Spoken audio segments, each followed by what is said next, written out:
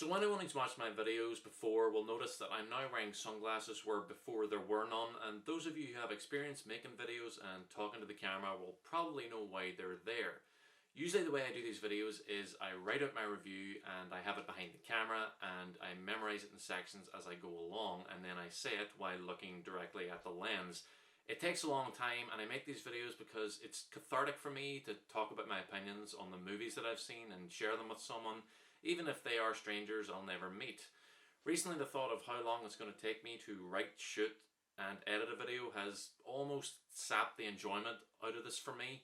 I'm wearing the sunglasses so you won't be distracted by my eyes squinting off into the middle distance to read my review. X-Men Dark Phoenix is the final film in the X-Men franchise, so even though wearing sunglasses indoors and at night no less is as douchey as it gets, I'm going to be lazy and see if this works better for me, because if I don't enjoy doing this, what the hell is the point? In the spirit of laziness, I'm also wearing the simplest black suit, white shirt, black tie combo that you'd think I'd save for the Men in Black International review, but that would just be trying too hard, and I'm being lazy today. So, X-Men Dark Phoenix is the final film in the current X-Men franchise before it's going to be rebooted to become a new part of the Marvel Cinematic Universe, and is the second attempt to tell the famous Dark Phoenix saga on film after X-Men The Last Stand. So, during a mission in space, Jean Grey is hit with this cloud of energy which changes her personality and makes her really powerful. Or she was already really powerful and this has her just cutting loose. It's not really clear, so now the X-Men have to defeat her or save her or whatever. So what are people saying? I usually like to avoid reviews and opinions of new releases, but the word on this film is that it's pretty fucking shit. And honestly, I think that is a bit harsh. It's not great or even pretty good, but it's not that bad. As a film on its own, it works okay, but when you compare it to what's come before in the franchise and the current state of the superhero movies with the MCU and now the DCU finally seeming to have found its footing, it doesn't come across too well. I mean, think back to how awesome X-Men First Class was. McAvoy and Fassbender as young Xavier and Magneto, and the 60s setting with the Cold War background. If they had had any sense, they would have just continued more along the lines of that premise than jumping straight into bringing back the old cast for a Days of Future Past reunion. I mean, God forbid we have an X-Men movie without Hugh Jackman in it. You know, when I look back on it, I get kind of sad. I remember watching First Class in the cinema and thinking that it was one of the coolest things I'd ever seen. For that, Daddy-O, you get a private dance.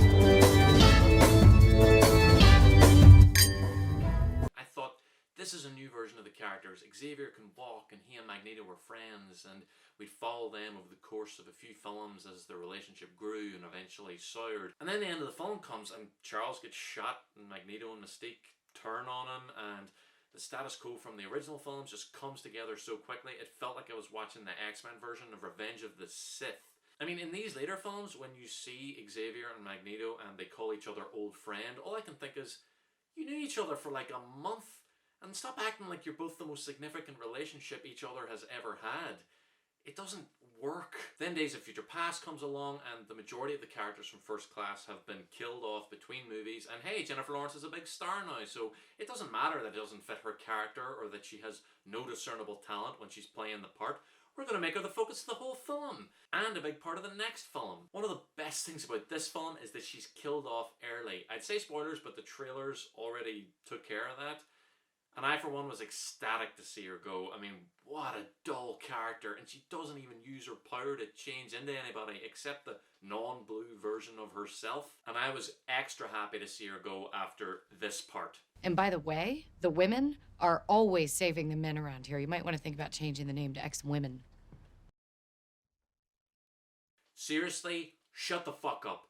Stop dragging down these movies with your constant whining.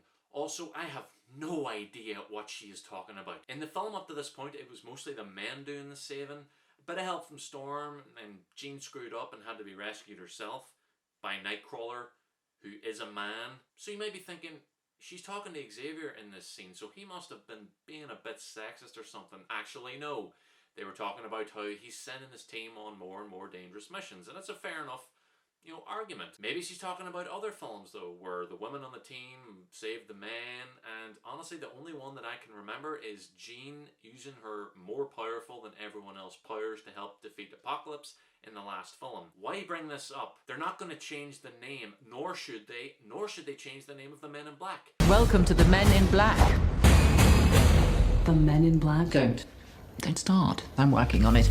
Well done on making Tessa Thompson's character unlikable before I've even seen the film. Although this film is far from the best in the franchise, I thought it had some of the best moments and sequences. There weren't many, but I'm glad I saw them, and they were enough that I'll probably watch it again at some point. The score by Hans Zimmer stood out to me. It had a lot of energy, and it really elevated some scenes that needed the boost. The action during the first 2/3 was okay, but there were impactful moments sprinkled throughout that I did like. Some inventive uses of their powers. Ones that come back to me now are like Jean forcing Xavier to walk up some stairs like a marionette. That was kind of creepy. Nightcrawler using his powers to put enemies in like dangerous places, and there was a moment during the best action scene which takes place on a train, and all the characters are like in restraints, and then they're suddenly freed and they all stand up into frame at once, and Zimmer's score really makes that moment land. It would have been so much better if I knew or cared about any of these characters except Xavier, Magneto, and Beast. And that's a part of the problem with this film and the franchise as a whole. They keep dropping and picking up new characters and old characters, so I have no connection to most of them. Sophie Turner is pretty much the lead in this film, and I don't remember anything about her character from the last one, and she's not interesting in this one. Another person with far too much screen time is Jessica Chastain. Just such a dull character, and the actress brings nothing to it. Jean and Cyclops are in love, so it's too bad that they have no chemistry together. All the characters are pissed at Xavier for numerous and unrelated reasons. Everyone keeps acting like it's his fault that all of this is happening because he put up a mental block to hide part of Jean's childhood from her. But what does that have to do with this random cosmic force that came out of nowhere and just attached itself to her? Even she seems to forget that her change in personality and actions are being caused by an energy cloud from space. She goes to Magneto for advice so she'll stop killing people because he used to kill people like it's a personality flaw she has. Like she just has a natural urge to kill people. It's the entity that's stuck inside you. It's really annoying to watch this because we always know that it's not her doing it. Everyone's emotions and motivations and goals just change constantly and suddenly all the time, and it's really annoying. The film begins with mutants being like fully accepted by society, and the X-Men are regarded as superheroes. Xavier has a direct line to the Oval Office in his office. Then Jean attacks 2 cop cars, and the president cuts off all ties, and the military are rounding up all the mutants. I mean, that's over the top even for this franchise. The structure of the story is weird too. It feels like the third act takes up the entire second half of the film, which could maybe have worked if it had felt at all like we were in the middle of the climax when it was happening. It also makes the film feel really short. It's not that long a film, but it feels much shorter than it actually is.